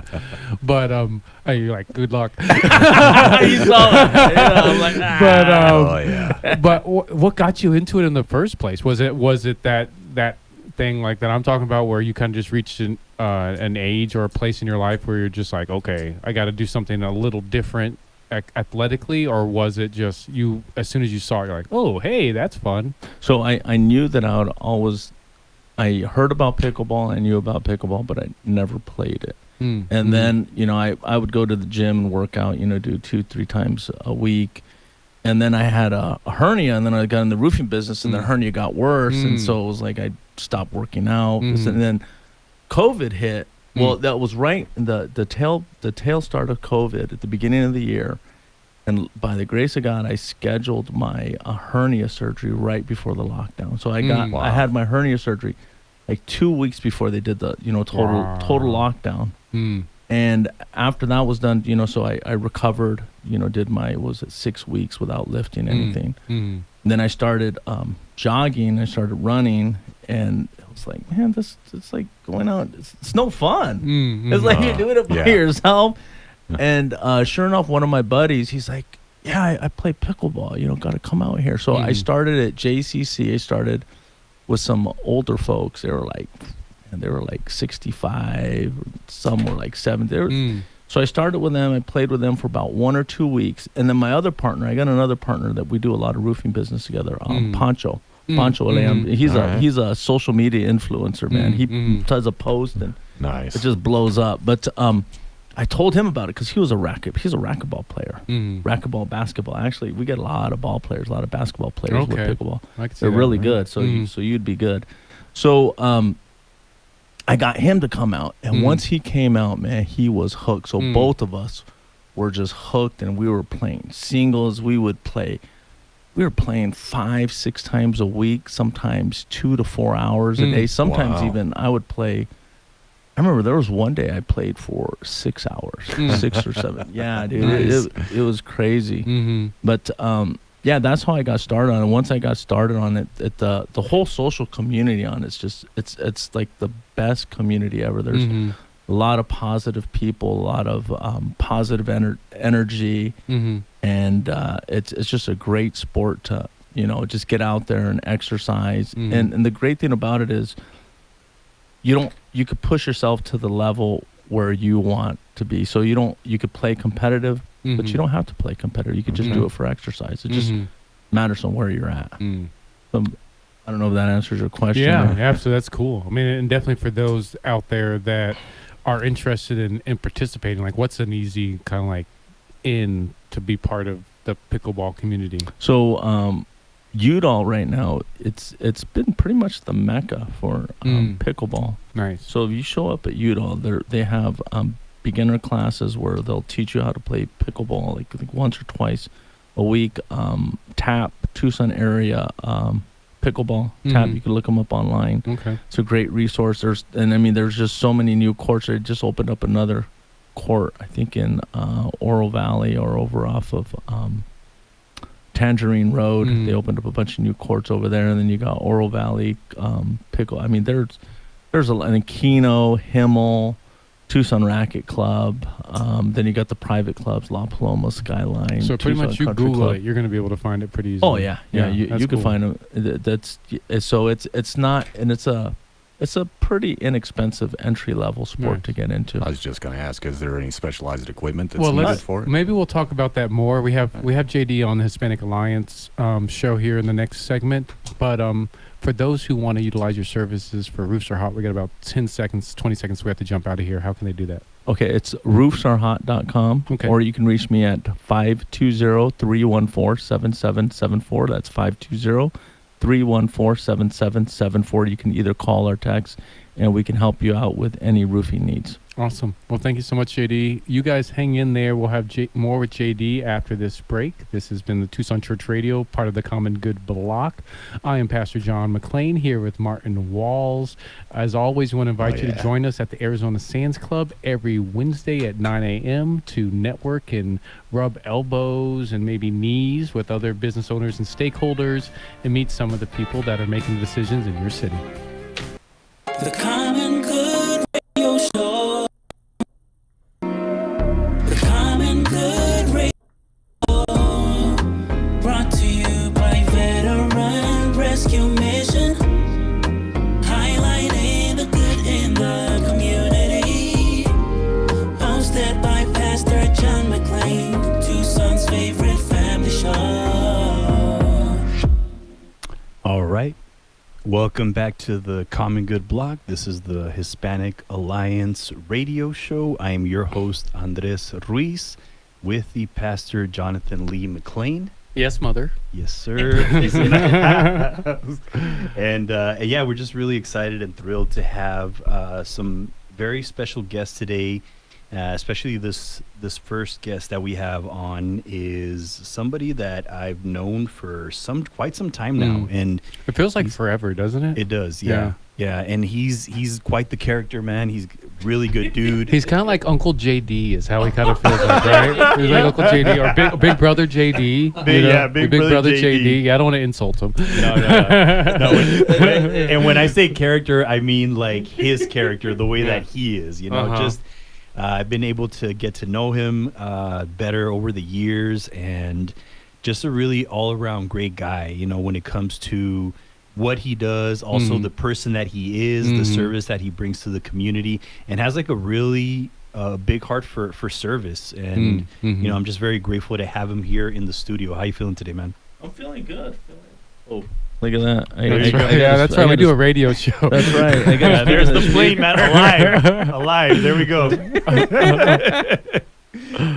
I'm feeling good today. Just a lot of activity, seeing a lot of people. I actually, my brother actually attended our networking over at Arizona Sands, which was really, I've been asking him and wanting him to attend for a while, so it was really cool to actually see him there, and he showed up. It was, and as soon as he said what he did, everybody was like, the attention went to him. Like nobody remembered us. It was and at the end of the event, like people were circling him like he was the Pope or something. It was very interesting. I haven't seen that at any of the networking events. So and I'm just, as you're mentioning it, it's just coming to mind now that that's right.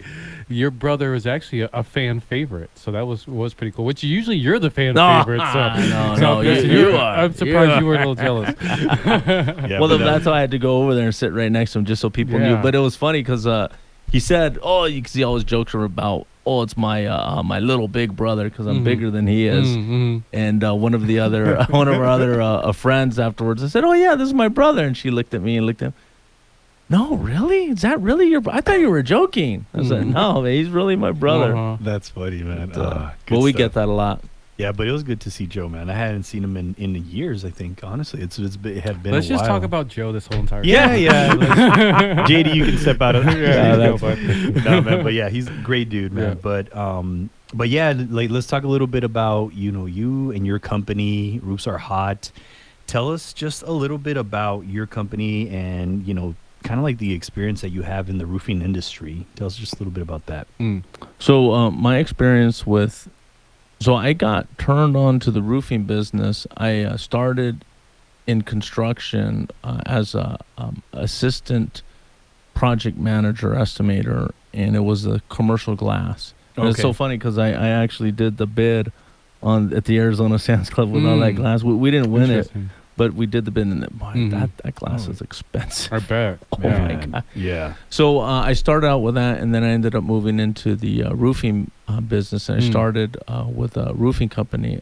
Their business model was they were storm chasers. There's like business models where certain roofing companies will, specifically work on insurance claims, like finding homeowners to open up insurance claims or get their roof fixed. And I really don't I don't run my business like that. That's not the business model that I like or that I want to do. I don't want to knock on people's doors and I want to provide a service, but it's something. Well, with roofing, it's a roof over your head, for crying out loud. And it's like a lot of people important. Yeah, a lot of people forget about that. It's like, what's the most important thing that's protecting you and your family? It's the roof over your head. Absolutely. And what I love about you, man, is that every time that you provide the information about what you do, you also provide a little bit of insight as to what's going on. Like you mentioned a little bit about how the summer's coming, and just to be on the lookout for things that might be coming up when it comes to summer. But what are some common roofing issues that homeowners should be aware of during these summer months? Tell us a little bit about that. Okay, so one of the big things that you have to be aware of is when was the last time you had your roof maintenance or actually went up there to see what's going on? Because a lot of times you don't see what's going up on your roof, and that's what's protecting you and your family. So you got to go up there to see if you have missing shingles, or if you have a flat roof. Sometimes rocks or debris will get thrown or put on your roof, or tree branches. Yeah, my son throws rocks up there. Yeah, yeah, it happens. It happens. He's 9. And it damages your roof. I mean, it'll and then you have the freaking bullets too, man. I've bullets. What do you mean? Oh, well, people are shooting guns, and they come down. Interesting. They come down. Yeah, no, okay. So, and for people, I mean, yeah, you say, hey, we'll go up and check your roof, but there's a lot of people that have fear of heights, me being one of them. But so maintenance, what would you recommend people do it yourself, or maybe this is when you come into play, or what's going on with that? Yeah, we could definitely help out homeowners when it comes to a roof inspection or roof maintenance. So typically with your roofs, you want to look at your roof 1 to 2 times a year.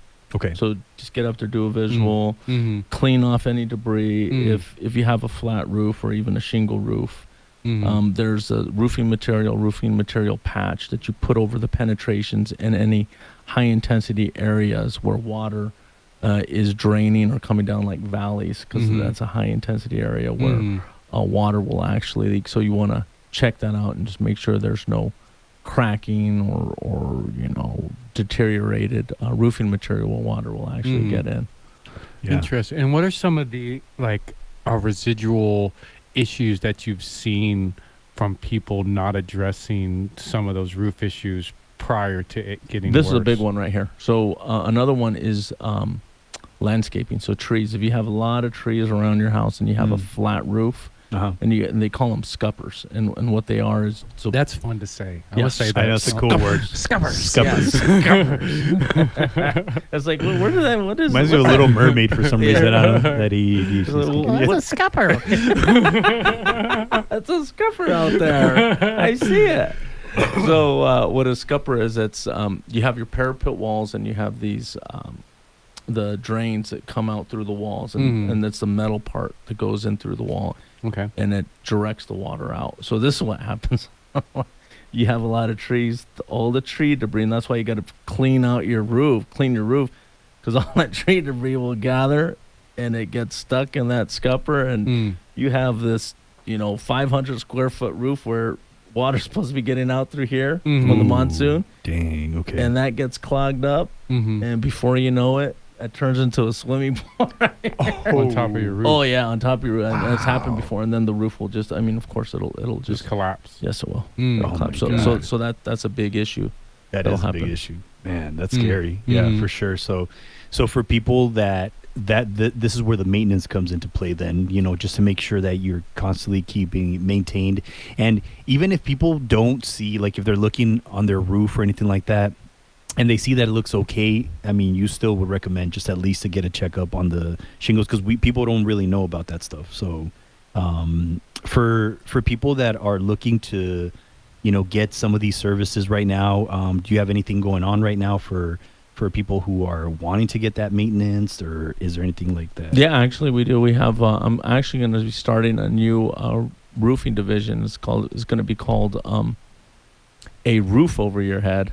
And okay, it's going to be a maintenance, one of our maintenance divisions. So for roof maintenance, you can give me a call at 520-314-7774. That's 520-314-7774. You could either call or text, or you could visit me online at roofsarehot.com. Nice. Okay, cool. We can definitely help you out. Yeah, no, for sure. And then I definitely have heard a lot of people, every time I go to the Sands Club, people are hitting you up, they're talking to you, and then I'm hearing people that are, definitely, referring other people to you. Every time that I sit down with you at the Sands Club, everybody's like, hey, I need your services, I need your help. So you're definitely getting a lot of good He worked on stuff. my roof. And I mean, I'm a little biased here, but I think that works great. And I have a what seemed like a pretty difficult roof, a tile roof. They went in there and they handled it all without any problems whatsoever. So I highly recommend Roofs Are Hot. Thank you. Okay, there you go. So you have a testimonial here from Jonathan Lee McLean. Yes, sir. Pastor John McLean. Pastor Jonathan Lee McLean. Oh, mother. there you go. Pastor Jonathan. I'm a father to my mother. Yeah. So, man, thanks again for being on the show. Thank you for all the insights as usual, and thank you, the audience listening. I appreciate you all. And this is the Hispanic Alliance Radio Show. We will be right back after this. The Common Good Radio Show. The Common Good Radio Show. Brought to you by Veteran Rescue Mission. Highlighting the good in the community. Hosted by Pastor John McLean. Tucson's favorite family show. All right, welcome back to the Common Good Block. This is the Hispanic Alliance Radio Show. I am your host, Andres Ruiz, and we actually have my co-host, who's actually going to be our guest today. Wow. I know, yeah. I'm going to take off one hat, put on another. There you go. Even though it's the exact same hat. It took you by surprise, right? It did take me by surprise. I Yeah. like surprises, though, so this is good. Yeah. So, but yeah, man, I wanted to just kind of talk with you about kind of like your journey. Because I know we've definitely been on a journey for a minute. You know, I know. It's I think like 2016. I want to say maybe or something at like least, that. At least, yeah. Yeah, And it feels like so much longer though. I know, feels like it the does, 20, man. 30 years that right. we've been I know we've rolling. done so much during that small time. But yeah. I mean, it's been wild, man. Yeah, just a little less than a decade.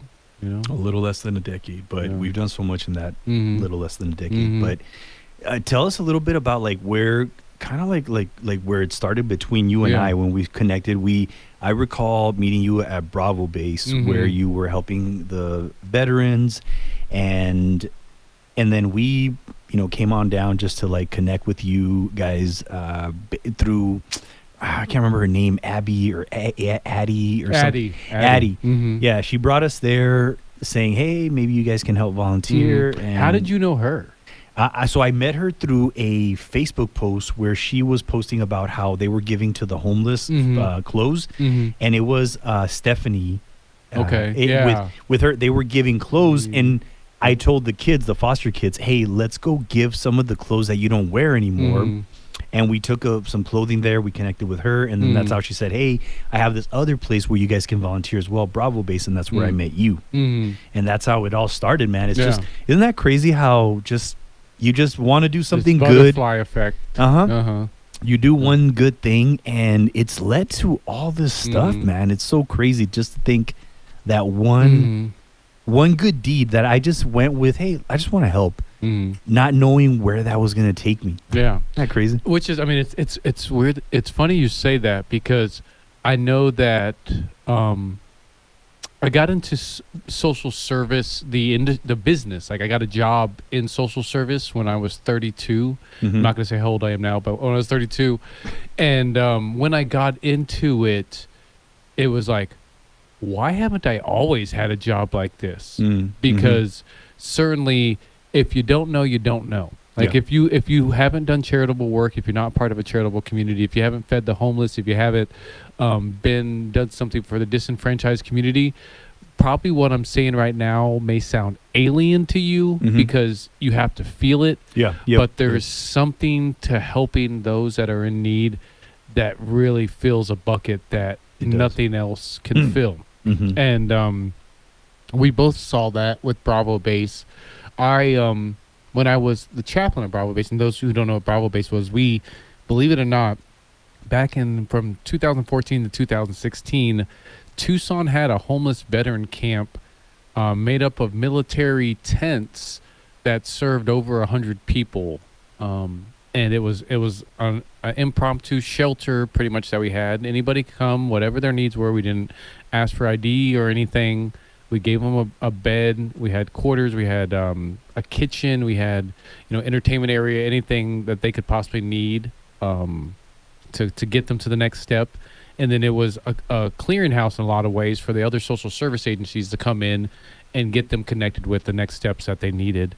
And I just like, a lot of kind of different non-sanctioned camps. It was eventually cleared out, but in that time, in the 2 years, I was blessed to be the chaplain and one of the coordinators there. So in that, I helped learn how to navigate people to the services that they need. So that time that we got to know each other, I was the chaplain and the coordinator of the camp. And when you came, I'd help you guys know, okay, this is the needs that we have. This is where you can lean in. I'd even set up the events for the cleanup projects that we did. And I was there for the guys at the camp to help navigate them to the services and be there to speak to them if they needed someone from a spiritual standpoint to talk about, things that have happened to their life or things they need. And as you saw, like Bravo Base got shut down while we were both, helping out with it. But thankfully, by the grace of God, I created Veteran Rescue Mission in that same time, which is our homeless veteran transition program in Tiny House Village, just northwest of Ina and Thornydale, where all the vets that were left over, I think there was probably like 12 that were left over at Bravo Base when they cleared it out. They were able to come out to Veteran Rescue Mission. And that's where, out of your own accord, I didn't even ask you to, you went from helping out at Bravo Base regularly to coming over to Veteran Rescue Mission once a month with that group of foster kids. And we did cleanup projects together there. Yeah, I remember that. And I remember the first time that we went, man, there was a lot of trash. Like, it was crazy. And I think it was like about 4 kids that I brought that first time, or 6 maybe.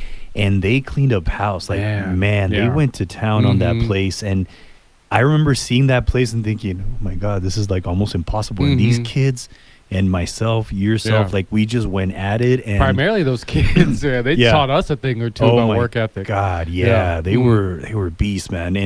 And I remember just cleaning up that place, and we didn't have tools at that time. That first one, we just cleaned it up big time, man. It was so much fun to be able to do that. But as that was going on, tell us a little bit more than what happened after that.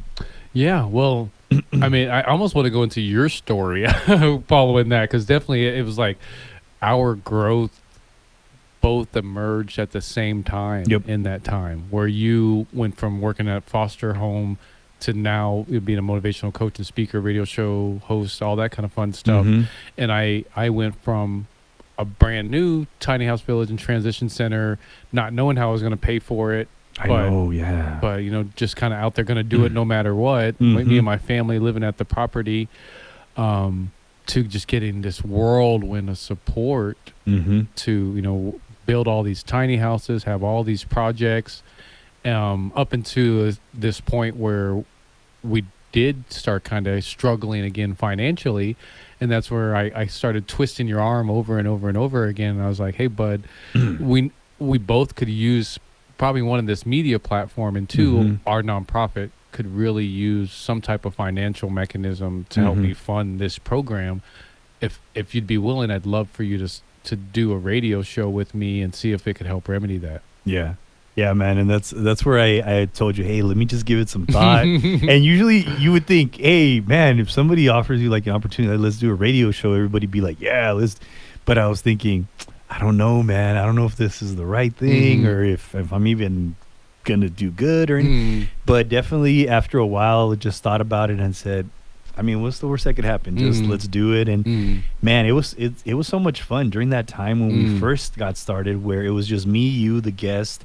And then just, I don't think it was Tom. Was it Tom at the time? I think at first, maybe we had like 4 different engineers. We had a different engineer like every week. And then Tom's going like this. And then eventually we got Tom. Tom's going like this. It's always been you, Tom. Okay, you're the only one. Yeah, it's always been Tom. Yeah, you're always. We'll leave it like that, okay? Tom's been here since 2020 with us. Yeah, but then I remember just being here and having those glasses right here, those glass things or dividers, dividers. But we were here, man. We were doing it, and man, it's been an amazing journey just to be able to, do this with you. And along the way, we've written books together, done some great stuff at the Sands Club, and we continue to just be of service. And it's like Earl Nightingale says, you know, our rewards in life are an exact proportion to the value that we bring to the world. And that's what we're bringing value, we're bringing service, and it's coming back to us in amazing ways. Yeah, absolutely. I mean, and you know, just kind of to continue on the chronology of our shared growth, you know, the Common Good Radio Show, what would start off as just the Common Good Radio Show ended up being, you know, what seems like God calling me to help other people in creating that media platform and creating radio shows. Because since we created the Common Good Radio Show, the Common Good Media Group has since created 9 other radio shows. Wow, yeah, man. That are, how many? I think 6 or 7 of those are still here on 1030 The Voice on this station. And, you know, one of those being the Hispanic Alliance radio show and the Hispanic Alliance networking group, which currently is, I mean, obviously we're on it right now. Currently is one of my favorites, not only because I'm speaking on it right this very second, but it has really helped fill in a passion bucket in a way that I didn't even realize I needed filled, and being able to be a bridge and being able to support and empower the Hispanic community, because like, as you know, as kind of people are listening here, we're best friends. You know, you and I are best friends, and so my best friend is a Mexican guy who I've been supporting for a long time, and I want to think, hopefully, you know, I'm one of those pillars that has helped him get where he's at. Oh yeah, and not only do I want to continue to be that for you, but I want to be that for everybody, you know, in the community one, and particularly the Hispanic community, which, like a lot of the communities, a lot of the cultures, is kind of isolated. Yet we all, you know, we all have to kind of link arms in some capacity. So for you to have, you know, been that bridge for me to be able to be more supportive and be able to get to learn more about the culture, particularly at these networking events, like how friendly and loving and you know, as charismatic as everybody is, it's been an amazing adventure. Yeah, and I'm glad I knew you would enjoy it, just like how it's just so different from other cultures, which, you know, there's nothing wrong with, you know, being different, but there's just that kind of like family component, you know, like everybody feels like they're at home. They love it. Everybody always says that they love the energy. They love our energy as the hosts of the event, which I think is a good thing that we do it together, because people feel that energy from us, and they're always telling me, man, I really love your guys' energy, and I really feel at home. I really feel like this place is beautiful, and you guys are always bringing all that positivity. It's like no other networking group that we've ever been to. You know, that's why I love to hear that they say the energy here is just different. And when you hear that, you're like, okay, we're doing something right. Yeah. But yeah, man, but tell us about, like, how can people get a hold of you, support you and your cause? Tell us a little bit about that. Definitely, I suggest everybody go to veteranrescuemission.org. Not only will you find out information about this show and the other shows that are part of the Common Good Media block, but on the homepage you can donate to Veteran Rescue Mission, which we've luckily been able to connect over 600 veterans with housing over the past nearly decade. So if you want to support that financially, you want to volunteer, you just want more information, veteranrescuemission.org. You heard it. All right. Thanks, man. I appreciate you being on the show. Thank you, the listener, for joining us again on this Hispanic Alliance radio show. We will see you next week. Adios. Adios.